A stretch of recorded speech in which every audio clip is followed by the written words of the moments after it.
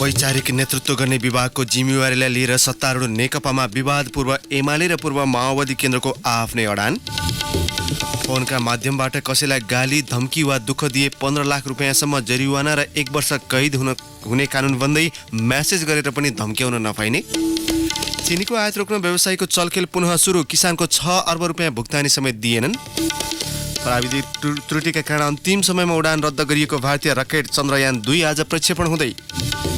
र T20 विश्वकप क्रिकेटको एसियाली छनौट सिङ्गापुरमा आज सुरु हुँदै उद्घाटन खेलमा आयोजक र कतार भिड्ने। नमस्कार, कान्तिपुर डायरीका साथमा साथी प्रकाश र म अनिल। सुरु गरौँ मुख्य प्रसङ्गबाट। नेकपाभित्र वैचारिक नेतृत्व गर्ने विभागको जिम्मेवारी कसले लिने भन्ने विवाद झनै उग्र भएको छ। सो विभागमा पूर्व एमाले पक्षका ईश्वर पोखरेल र पूर्व माओवादी पक्षका नारायण काजी श्रेष्ठको दाबी परेकाले आन्तरिक टकराव तीव्र भएको हो। पोखरेल र श्रेष्ठ दुवै नेकपाको शीर्ष नेताहरू रहेको 9 सदस्यीय सचिवालयका नेता हुन्। यो विवाद टुङ्गोमा पुग्न नसक्दा हिजो बसेको सचिवालय बैठकले जिल्लाका इन्चार्ज र सह इन्चार्जको मात्र नामावली सार्वजनिक गरेको छ। विभागहरूबारे छलफल गर्न भोलि फेरि बैठक बोलाइएको छ। सचिवालयमा रहेका अध्यक्ष द्वय र महासचिव बाहेकका नेताले पार्टीभित्र महत्त्वपूर्ण मानिने विभागहरू लिने सैद्धान्तिक समझदारी छ। त्यसबाहेक वरिष्ठ नेता द्वय माधव नेपालले विदेश र झलनाथ खनालले नीति तथा अनुसन्धान विभाग लिने सहमति भएको छ। त्यस्तै वामदेव गौतमले संगठन विभाग सम्हाल्नुहुनेछ। पोखरेलले संगठन र स्कुल विभाग मध्ये आफूलाई एकदिए हुने बताउँदै आउनु भएको थियो। गौतमलाई संगठन दिने समझदारी भएपछि स्कुल विभाग स्वतः आफूले पाउनुपर्ने पोखरेलको अडान छ। पूर्व माओवादी पक्षले स्कुल विभाग आफ्नो भागमा राखेर त्यसको नेतृत्व श्रेष्ठलाई दिनुपर्ने दाबी गरिरहेको छ। हिजो बिहान अध्यक्ष पुष्पकमल दाहालको निवासमा बसेको पूर्व माओवादी पक्षधर नेताको बैठकमा नेताहरूले स्कुल विभागको दाबी छोड्न नहुने धारणा राखेका थिए। पार्टीभित्र महत्त्वपूर्ण मानिने विदेश संगठन जस्ता विभाग पूर्व एमाले पाएपछि विचारको नेतृत्व आफूहरूले नै गर्न पाउनुपर्ने सो पक्षका नेताहरूको भनाइ छ। हिजोको बैठकमा अध्यक्ष दाहालले नेता श्रेष्ठलाई स्कुल विभागमा आफूले प्रस्ताव गरेको र पूर्व एमाले पक्षबाट पोखरेलले पनि सोही विभागमा दाबी गरेको जानकारी गराउनु भएको थियो। दाहाल निवासको छलफलमा सहभागी एक नेताले भने तर विचारको नेतृत्व हामीले नै गर्नुपर्छ भन्ने धारणा तय भएको छ। ईश्वर पोखरेललाई विचारको नेता मान्न सकिँदैन। पोखरेलले भने विगतको एमालेको वैचारिक अवधारणा जोगाइराख्न पनि आफूहरूलाई नै सो विभाग दिनुपर्ने अडान राख्दै आएका छन्। यसैबीच पूर्व एमाले पक्षमा स्कुल विभागको जिम्मेवारी नेता ईश्वर पोखरेललाई दिनुपर्ने भन्नेमा अध्यक्ष केपी शर्मा ओलीले किन अडान लिनु भएन भन्ने व्यापक खुल्दुली बढेको छ। एक नेताले भने ओलीले चाहने हो भने अर्का अध्यक्ष पुष्पकमल दाहालसँग कुरा गरेर पोखरेलको नाममा अडान लिन सक्नुहुन्छ, तर उहाँ नै ईश्वरलाई कुनै न कुनै साइजमा राखौँ भन्ने जस्तो भूमिकामा देखिनुहुन्छ। नेकपाले 6 महानगरपालिका सहित 77 वटै जिल्ला कमिटीको इन्चार्ज र सह इन्चार्ज भने हिजो सार्वजनिक गरेको छ। सूचना प्रविधि विधेयकमा सामाजिक सञ्जाल प्रयोगकर्तालाई सजायको कडा प्रावधान राखेको भन्दै आलोचना भइरहेका बेला सरकारले फोन प्रयोगकर्ताका लागि पनि उस्तै कडा प्रावधान राखेर कानुन मस्यौदा तयार पारेको छ। दूरसञ्चार सेवाका माध्यमबाट कसैलाई गाली धम्की वा दुःख दिए 15 लाखसम्म जरिवाना र 1 वर्षसम्म जेल हुने प्रस्ताव गर्दै कानुनको मस्यौदा बनाइएको छ। फोन गरेर वा SMS मार्फत उनीहरूलाई गाली गर्ने वा धम्क्याउनेलाई लक्षित गर्दै मस्यौदामा कडा सजायको प्रावधान राखिएको छ। सञ्चार तथा सूचना प्रविधि मन्त्रालयले तयार पारेको नयाँ दूरसञ्चार ऐनको मस्यौदामा दूरसञ्चार सेवाका माध्यमबाट गाली गर्ने, धम्क्याउने वा अनावश्यक दुःख दिने काम गरे 10 देखि 15 लाख रुपियाँसम्म जरिवाना वा 1 वर्ष कैद वा दुवै सजाय हुन सक्ने प्रावधान राखिएको छ। 2053 सालमा बनेको दूरसञ्चार ऐनलाई विस्थापित गर्ने गरी यो मस्यौदा बनाइएको हो। वार्ताका लागि अनौपचारिक सूत्र प्रयोग भइरहँदा कैलालीमा विस्फोट र उपत्यकामा माइला लामा पक्राउ प्रकरणले सरकार र नेत्रविक्रम चन्द समूह बीच विश्वासको सङ्कट पैदा भएको छ। चन्द समूहका कार्यकर्ताले बोकेको बम बिहिबार धनगढीमा विस्फोट भएको थियो। शनिबार राति 12 बजे प्रहरीले काँडाघारीबाट उपत्यका इन्चार्ज माइला लामा र कार्यकर्ता रेशम लामालाई पक्राउ गरेको छ। सरकारले वार्ताका लागि हिंसात्मक तयारी छोड्नुपर्ने भनाइ राख्दै आएको थियो। यता चन्द समूहले पक्राउ परेका कार्यकर्ता छोड्नुपर्ने शर्त अघि सारेको थियो। चन्द समूहले वार्ताको निर्णय गर्ने बित्तिकै उसका नेता र सत्तारूढ नेकपा बीच अनौपचारिक वार्ता समेत अघि बढिसकेको थियो, तर पछिल्ला 2 घटनाले दुवै पक्षलाई झस्काइदिएको छ। जनसमूहले लामाको पक्राउलाई सरकारले वार्ताको वातावरण बनाउन नचाहेको बुझेको छ। जनसमूहका एक पोलिट ब्युरो सदस्यले कान्तिपुरसँग भने, इमानदारीका साथ हामी वार्तामा आएका हौं, सरकारले उल्टै हाम्रो सुराकी गर्न थाल्यो, अब यसरी कसरी वार्ता सम्भव हुन्छ? सरकारी भवनको जग्गा व्यक्तिका नाममा दर्ता गर्न आदेश दिएका जिल्ला न्यायाधीश अर्जुन कोइरालामाथि छानबिन गर्न अख्तियार दुरुपयोग अनुसन्धान आयोगले न्याय परिषदमा पत्र पठाएको छ। कोइरालाको आदेशबाट 92 रोपनी सरकारी वन एउटा हाउजिङ कम्पनीका नाममा दर्ता भएको पाइएपछि अख्तियारले छानबिनका लागि पत्रचार गरेको हो। अख्तियारका एक उच्च अधिकारीले भने, न्यायाधीशहरूले न्याय सम्पादनका क्रममा गर्ने काम कारबाही छानबिन गर्ने अधिकार हामीलाई छैन। न्यायाधीश कोइरालाकै आदेशका कारण सरकारी वन व्यक्तिका नाममा दर्ता भएको देखिन्छ।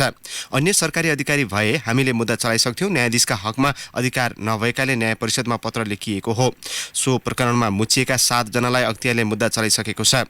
अख्तियारमा परेको उजुरीमा ललितपुर जिल्ला अदालत, कलङ्कीको नापी र मालपोत कार्यालयको मिलेमतो रहेको उल्लेख थियो।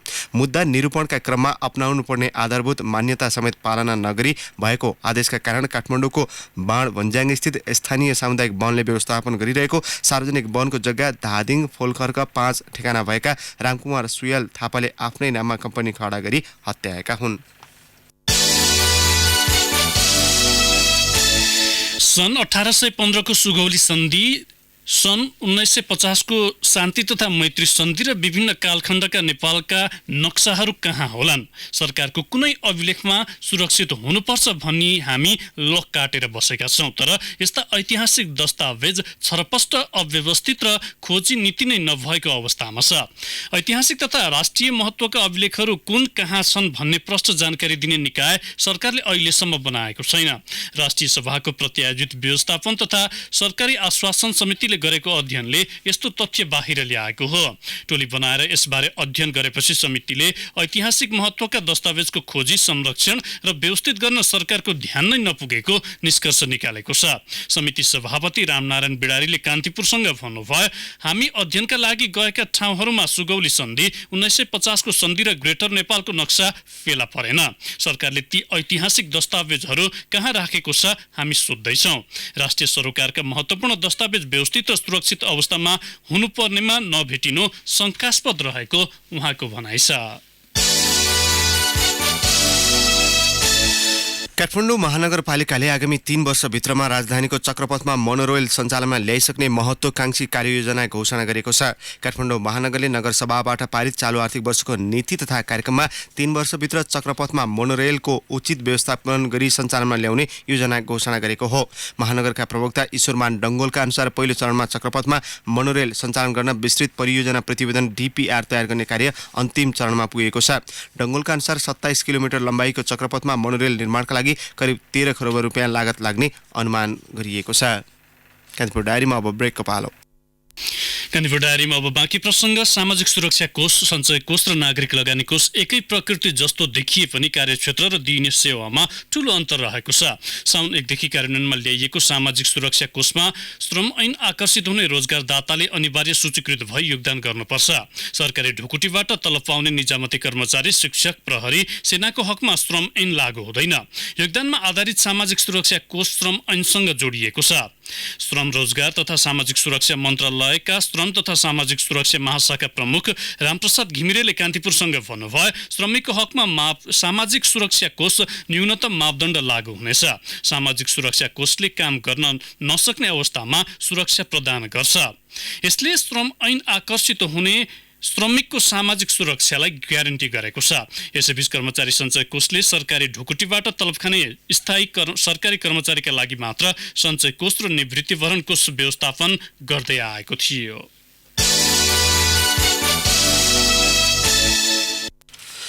7 विश्वविद्यालयका उपकुलपति सहित पदाधिकारीको पदावधि भदौ 5 देखि सकिँदैछ। ती पदमा नियुक्तिका लागि सिफारिस समिति गठन नगरी राजनीतिक पहुँचका आधारमा भित्रभित्रै नाम छान्न थालिएको छ।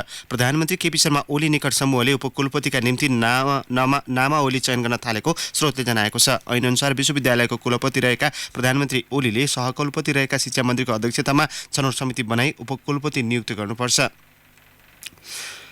विश्वविद्यालय र उच्च शिक्षा स्वास्थ्य विज्ञान प्रतिष्ठानका पदाधिकारी नियुक्तिको मापदण्ड निर्धारण कार्यदलको प्रतिवेदन 2075ले बहालवाला पदाधिकारीको कार्यकाल सकिन 6 महिना अघि विश्वविद्यालय अनुदान आयोग अध्यक्षको संयोजकतामा सर्च कमिटी गठन गर्न भनेको छ। महिना दिन मात्रै बाँकी रहँदा कुलपतिबाट औपचारिक रूपमा सिफारिस समिति गठन भएको छैन।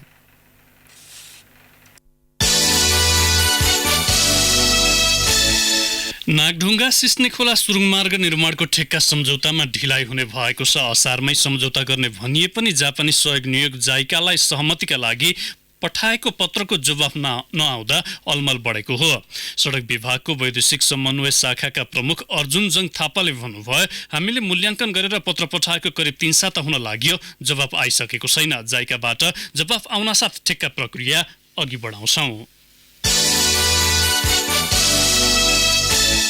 अबको 25 वर्षभित्रमा विकसित राष्ट्र सरहको उच्च आय भएको समृद्ध प्रदेशको कल्पनासहित गण्डकी प्रदेश सरकारले प्रथम पञ्चवर्षीय योजनाको आधारपत्र सार्वजनिक गरेको छ। आधारपत्रले पर्यटन, कृषि, ऊर्जा, उद्योग, भौतिक पूर्वाधार, जनशक्ति विकास र सुशासनलाई प्रदेश समृद्धिका मुख्य संवाहक पहिचान गरेको छ। हिजो आधारपत्र सार्वजनिक गर्दै मुख्यमन्त्री पृथ्वी सुब्बा गुरुङले आधारपत्रले पहिचान गरेको सोच, लक्ष्य र उद्देश्य पूरा गर्न सरकार लाग्ने बताउनुभयो। आधारपत्रमा हाल प्रदेशको आर्थिक वृद्धि दर 7.1% रहेकोमा 5 वर्षमा 10.2, 2087 सम्ममा 10.5 र 21 सम्ममा 11% पुर्याउने लक्ष्य राखिएको छ। प्रहरीले राजधानीको नागढुङ्गाबाट 2 किलो सुनसहित रसुवाको गोसाईकुण्ड गाउँपालिका 5 का 17 वर्षीय भीमबहादुर तामाङलाई पक्राउ गरेको छ। भैरहवाबाट काठमाडौँ आउँदै गरेको बसमा रहेका तामाङ शनिबार राति पक्राउ परेका हुन्। गोप्य सूचनाका आधारमा जाँच गर्दा अवैध सुन भेटिएपछि प्रहरीले नियन्त्रणमा लिएर अनुसन्धान सुरु गरेको हो। वन तथा वातावरण मन्त्रालयले को सहमति बिना गैर सरकारी सङ्घ संस्थाले जलवायु परिवर्तन सम्बन्धी कार्यक्रम सञ्चालन गर्न नपाउने भएका छन्। मन्त्रालयले यसै साता मन्त्री परिषदमा पेश गरेको राष्ट्रिय जलवायु परिवर्तन नीति 2076मा वैदेशिक सहायतामा सञ्चालन हुने जलवायु परिवर्तन सम्बन्धी आयोजना कार्यान्वयन गर्नु अघि मन्त्रालयको सहमति लिनुपर्ने व्यवस्था गरिएको छ। मन्त्री परिषदले पास गरेपछि नीति कार्यान्वयनमा आउनेछ। 2067मा तयार गरिएको जलवायु परिवर्तन नीतिलाई संघीयताको मर्म अनुसार समयानुकूल बनाउन मन्त्रालयले नयाँ नीति अघि बढाएको हो। जलवायु परिवर्तन सम्बन्धी आयोजना कार्यक्रममा एनजीओको वैदेशिक लगानीबारे नियमन गर्ने गरी बनाइएको नीतिको मस्यौदा भने मन्त्रालयले बेलायती सहयोग नियोग DFID अन्तर्गतको अक्सफोर्ड पोलिसी म्यानेजमेन्टको आर्थिक सहयोगमा तयार गरेको हो। संसदीय उपसमितिले चिनिया लगानीको वासिङ सिमेन्ट उद्योगलाई भाडामा दिएको जग्गा सम्झौता खारेज गर्न सरकारलाई निर्देशन दिनुपर्ने प्रतिवेदन तयार पारेको छ। संसदको सार्वजनिक लेखा समितिको उपसमितिले धादिङमा स्थलगत अनुगमन र अध्ययन गरी सिमेन्ट उद्योगलाई 50 वर्षका लागि दिएको करिब 200 रोपनी सार्वजनिक जग्गा भाडा सम्झौता रद्द गर्न निर्देशन दिनुपर्ने प्रतिवेदन तयार पारेको हो। उपसमितिले सो प्रतिवेदन आइतबार लेखा समितिका सभापति भरत शाहलाई बुझाइसकेको छ। ढिलो अख्तियारी आएका कारण काभ्रे जिल्लामा करोडौं विकास बजेट खर्च हुन नसकेर फ्रिज भएको छ। आर्थिक वर्षको अन्तिमतिर कार्यक्रम र बजेट सहितको अख्तियारी आएपछि कार्यान्वयन हुन नसकेको हो। कोष तथा लेखा नियन्त्रण कार्यालय काभ्रेका अनुसार सङ्घ तथा प्रदेश सरकारको चालु र पुँजीगत र स्थानीय सरकारको चालु खर्च मध्येबाट 5 अर्ब 10 करोड 92 लाख 66,479 रुपियाँ खर्च हुन सकेको छैन। सङ्घ अन्तर्गतका कार्यालयको 1 अर्ब 20 करोड 25 लाख 25,622 रुपियाँ पुँजीगत र प्रदेश अन्तर्गतको कार्यालयको 96 करोड 63 लाख 68,228 रुपियाँ पुँजीगत खर्च भएको छैन। सङ्घीय सरकारबाट प्रदेश सरकारलाई हस्तान्तरण नभएका 10 योजना मध्ये 7 करोडका 5 योजनामा ठेक्का आह्वान नै हुन सकेन।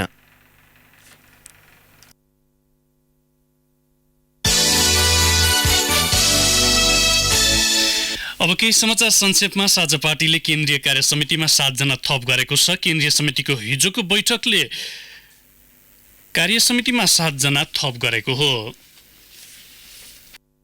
राष्ट्रिय पहिचान संरक्षण संयुक्त सङ्घर्ष समितिले हालसम्म गुठी संस्थानले गरेका काम कारबाही, जात्रा, पर्व तथा सम्पत्ति लेखाजोखाको विवरण माग गरेको छ। समितिले त्रिपुरेश्वर स्थित संस्थानको कार्यालयमा पुगेर अध्ययन प्रयोजनका लागि भन्दै 17 बुँदे माग गरेका हुन्। समितिले संस्थानका अध्यक्ष मिनिराज चौधरीलाई मागपत्र बुझाएको थियो। चक्रीय प्रणाली अनुसार आजदेखि राष्ट्रिय जनता पार्टी राजपाको नेतृत्व राजकिशोर यादवमा हस्तान्तरण हुने भएको छ। हिजो बसेको पार्टी बैठकले अब अध्यक्ष मण्डलको संयोजनको जिम्मेवारी यादवले सम्हाल्ने निर्णय गरेको हो। कान्तिपुर डायरीमा पुनः ब्रेकको पालो। कान्तिपुर डायरीमा अब आर्थिक प्रसङ्ग। व्यवसायीहरूले चिनी आयात रोक्न फेरि चलखेल सुरु गरेका छन्। चिनी उद्योगीले स्वदेशी उत्पादन पर्याप्त मौजदात रहेको जनाउँदै उद्योग वाणिज्य तथा आपूर्ति मन्त्रालय र अर्थ मन्त्रालयमा लबिङ सुरु गरेका हुन्। चिनी उद्योगलाई संरक्षण गर्ने नाममा गत सार मसान्तसम्म लगाइएको बन्देज साउन 1 गतेदेखि स्वतः हटेपछि पुनः चलखेल सुरु भएको हो। आयात रोक्न चिनी उद्योग सङ्घले मन्त्रालयमा निवेदन दिएको छ। सांसदहरूले चिनीको परिमाणात्मक बन्देज लगाउने निर्णयमा सरकारी अधिकारीहरूले 1 अर्ब 69 करोड रुपियाँको आर्थिक चलखेल भएको प्रतिवेदन समेत तयार पारेका थिए। समितिले चाडबाड सकिएपछि चिनीको परिमाणात्मक बन्देजमा आर्थिक चलखेल भएको भन्दै अख्तियार दुरुपयोग अनुसन्धान आयोगलाई छानबिन गर्न निर्देशन समेत दिएको थियो। परिमाणात्मक बन्देज लगाए पनि उद्योगीहरूले किसानलाई तिर्नुपर्ने 6 अर्ब रुपियाँ भुक्तानी समेत दिएका छैनन्। नेपाल उखु उत्पादक महासङ्घका अध्यक्ष कपिल मुनि मैनालीका अनुसार गत आर्थिक वर्षमा 10 अर्बको उखु बिक्री भएको थियो, जसमध्ये 1 अर्ब रुपियाँ सरकारी अनुदान हो। प्रतिनिधि सभाको सार्वजनिक लेखा समितिले विद्युत प्राधिकरणले ट्रङ्क तथा डेडिकेटेड लाइन मार्फत ठूला ग्राहकलाई दिएको सुविधा बापतको करिब 9 अर्ब विद्युत महसुल बक्यौदा असुल नभएको विषयमा छानबिन गर्ने भएको छ। लोडसेडिङका बेला उद्योगीलाई उपलब्ध गराएको विशेष सुविधा अन्तर्गतको विद्युत सेवा बापतको महसुल बक्यौदा रहेको र प्राधिकरणले समयमा बिलिङ नगरेको भन्दै लेखा समितिले पटक पटक छलफल गरिसकेको छ। अब अन्तर्राष्ट्रिय प्रसङ्ग। प्राविधिक त्रुटिपछि अन्तिम समयमा उडान रोकिएको भारतीय रकेट चन्द्रयान 2 चन्द्रमामा प्रक्षेपणका लागि पुनः तयारी भइरहेको छ। भारतीय समयअनुसार आज दिउँसो 2:43 प्रक्षेपण गर्ने तयारी भइरहेको त्यहाँको अन्तरिक्ष विभाग इसरोले जनाएको छ। चन्द्रयान 2 चन्द्रमाको दक्षिणी ध्रुवमा अवतरण गर्ने पहिलो मिसिन हुने बताइएको छ। चन्द्रमामा पानी, खनिज र ढुङ्गाको अवस्थित लगायत विषयमा अध्ययनका लागि पठाइने इसरोले उल्लेख गरेको छ। गत जुलाई 15मा प्राविधिक त्रुटिपछि 56 मिनेट अगावै सो रकेटको उडान रद्द गरिएको थियो। अब एउटा खेल प्रसङ्ग। विगत हेर्दा कतारसँग नेपाल निकै सजग हुनुपर्ने अवस्था छ। वर्तमान हेर्ने हो भने नेपाललाई खासै गाह्रो नहुन सक्छ।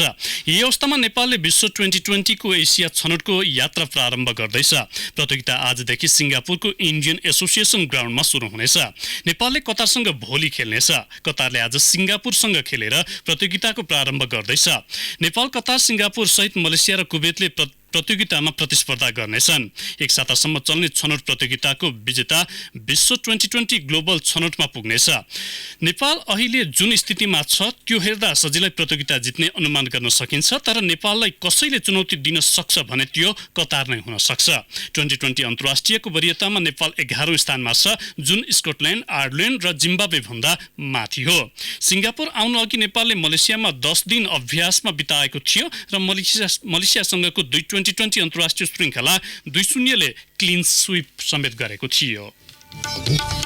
अब मौसम। काठमाडौँ उपत्यका सहित मुलुकभरको मौसम बदली भई वर्षा हुने जल तथा मौसम पूर्वानुमान महाशाखाले जनाएको छ। पूर्वी भेगका अधिकांश स्थानमा र मध्य तथा पश्चिमी क्षेत्रका केही स्थानमा भारी वर्षा हुन सक्ने महाशाखाको अनुमान छ। केही बेर अघि 21.3 डिग्री सेल्सियस मापन गरिएको काठमाडौँ उपत्यकाको अधिकतम तापक्रम आज 30 डिग्रीसम्म पुग्न सक्नेछ।